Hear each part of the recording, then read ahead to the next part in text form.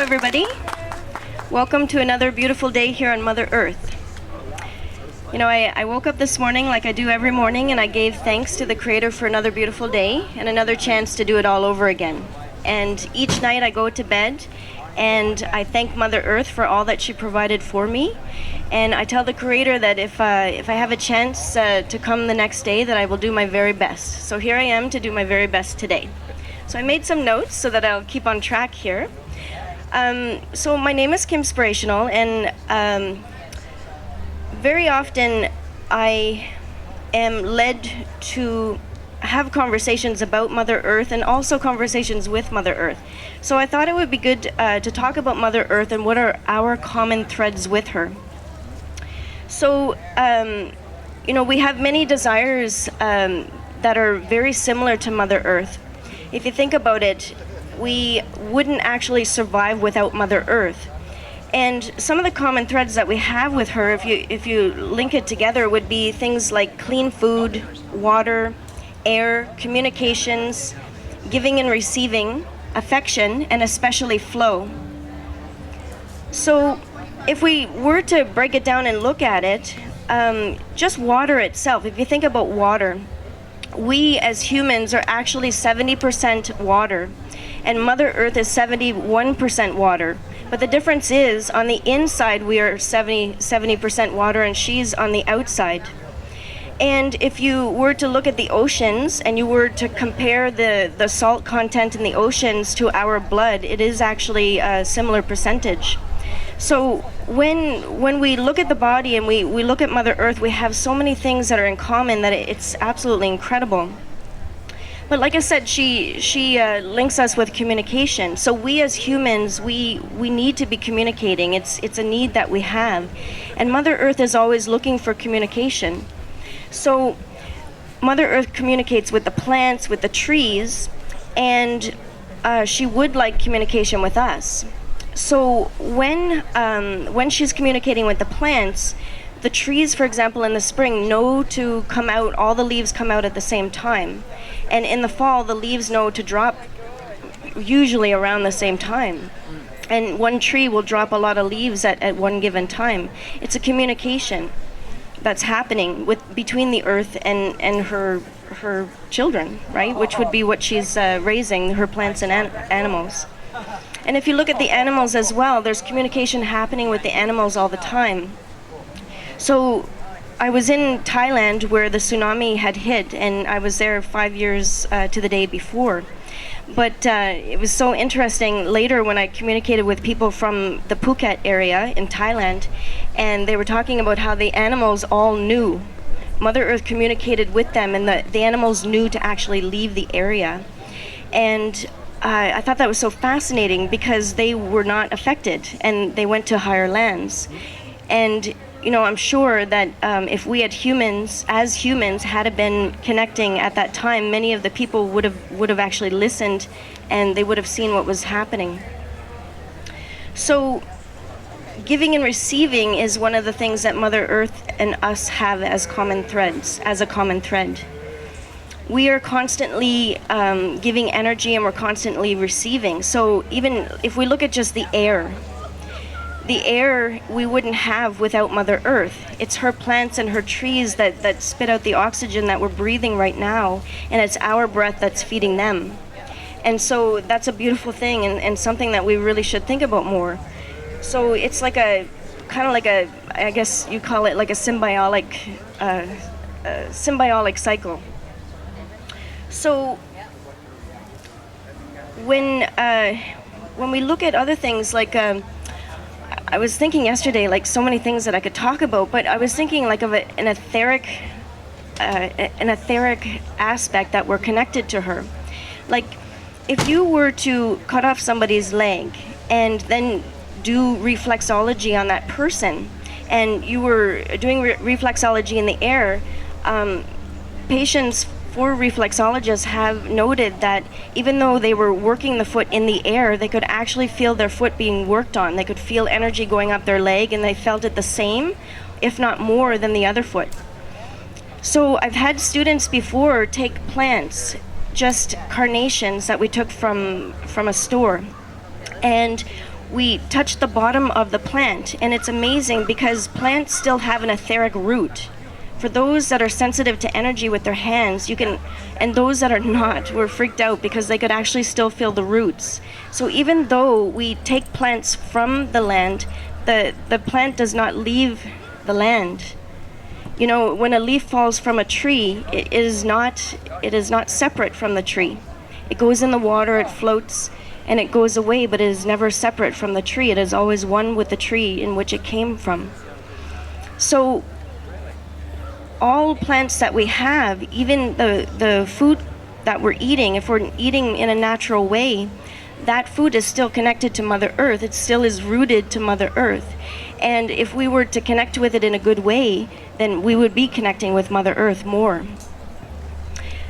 And if you look at ways to be able to connect with Mother Earth, grounding seems to be something that a lot of people talk about. Whether people are spiritual or not, grounding is something that we understand. And there's different ways that we can ground. We can ground by simply connecting to water. We can ground by taking our shoes off and putting our feet, on the actual earth. But what is grounding and what's happening? So if you look at the ions that are around us, there's negative and positive ions, and really it's through the ions that we're grounding. So we have a lot of positive ions around us, and Mother Earth has a lot of negative ions around her. And even though that sounds opposite, it's just names, okay? So basically what's happening is we're getting a lot of electricity in our system. We're putting a lot of things around us that are kind of displacing us or unbalancing us from having a natural flow or a natural balance with Mother Earth.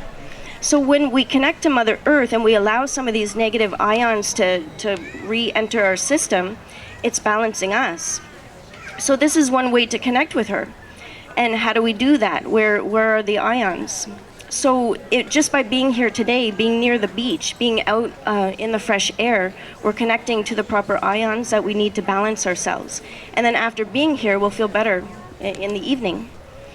It's natural to feel really energetic after we go to the beach. So just being in the sand, there's different ways that we can connect. But if we look at a thunderstorm, I wrote a little bit here. If I can find my page here.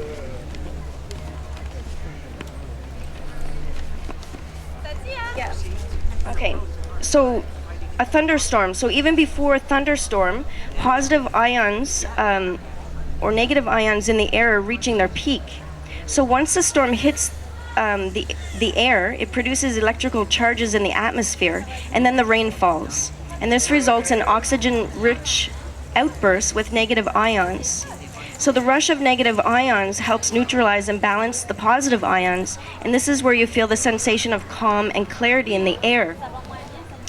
So many times people are being guided to use things like sea salt to ground or smudging.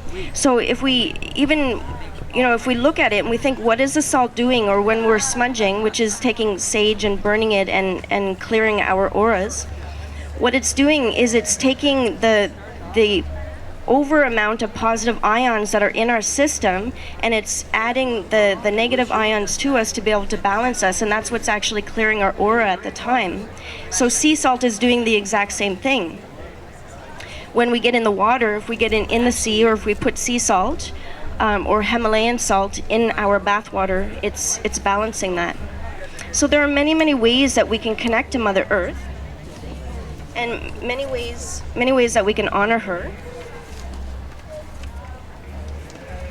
Yes. I have so many papers here. Just one moment. Yes. I wrote it out because to me it was important to have them. So how to work with Mother Earth. Grounding, as I mentioned, is one way to work with Mother Earth. Just take care of her. Just be there. Take care of plants, and it will change something in you. I just came back from Europe, and I had an opportunity to go to about 7 different schools in Europe. And I was amazed, and this was Slovenia and Croatia. I was amazed that they were teaching children to do farming in school. The kids had their overalls. The teachers were in overalls, and they were outside, and they had vineyards, and they had fruit trees. And it was amazing because going into their schools, there was a lot of placement of beautiful plants going into their school. They took great pride. So there was no litter on the school grounds. They knew to take care of Mother Earth. And when you sat with the kids and you talked to the kids, they took great pride in this. And I was very, very thankful to have that experience and to come home with some of that knowledge so that I can help schools in the area and help children and adults connect better with Mother Earth. So grounding, like I said, so taking care of Mother Earth and the environment, gardening and eating less chemicals, being aware of what has chemicals in it, looking for organic. And it's not that I'm perfect. I don't eat perfect. I don't live a perfect chemical-free life. But I'm becoming more and more aware as I grow as an individual on Mother Earth. So teaching children about Mother Earth is one of the ways that we can connect with her. Learning about things like fairies, and so for some people it's like a mythical thing, but there's a lot of people that do visually see fairies, which are little helpers for Mother Earth when they're out working with plants. So respecting and using natural medicines and doing things ethically. So we can use wildcrafted items and buy free trade. So look and ask, is this free trade? This is one way that we can help Mother Earth. So by helping farmers, we're actually making farmers happier, right? And if farmers are happier, and we're offering them a possible solution to going, not using chemicals kind of thing, then this is going to be a good thing. They're going to be more happy to not use chemicals. So we can preserve nature, look into wildlife preservations, support natural parks, and take care of our water supplies. And for those that are out there and they're creating treaties, maybe we should study it a little bit and understand what they're doing and ask a few questions, and this would make a big difference for Mother Earth. So it's not that we really have to change anything that we're doing, we just have to become more aware and more thoughtful with our approach and where we are in Mother Earth.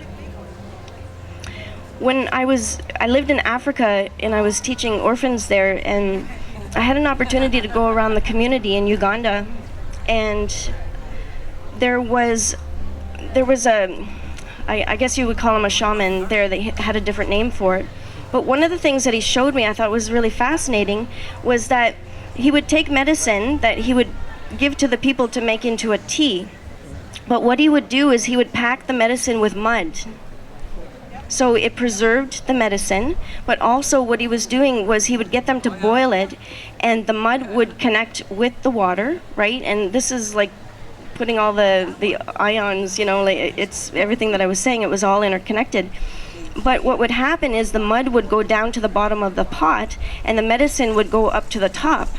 And to him, as he explained it, it was grounding the medicine. So the medicine came from the earth, so it made sense to him to put the earth in with the water. So I had a lot of different experiences being able to travel around and live in different countries. I lived in Australia for a year, and I lived in a tent, which was an amazing experience, and lived in Africa, like I said. And having a dirt kitchen and a chicken running around my house and all those kind of things, it was really fascinating. But what happened was I came home and I became a changed person. And like I say, I'm changing every day, and I'm getting better every day, or improving every day, but I'm not perfect. But how it changed me is it made me realize that I was so disconnected from Mother Earth before I went there. And now I've learned to listen to her. And when I hear the thunder, I don't disregard it, or I don't say, oh no, a thunderstorm. I'm thankful for it because I know that it's coming to balance us, and it's going to help Mother Earth in a good way, and it's going to help us in a good way. So I thank everybody for this opportunity to be able to talk here today, and I'm going to leave it open for some questions. So thank you so very much, and may you have a beautiful rest of your day on Mother Earth, and may you connect with her in a good way. And remember tonight that it's her that you're resting upon, and one day when you go back to the earth, it's her that's going to engulf you, And it's her that's going to love you unconditionally, just like she is now. A mother's love is a blessing.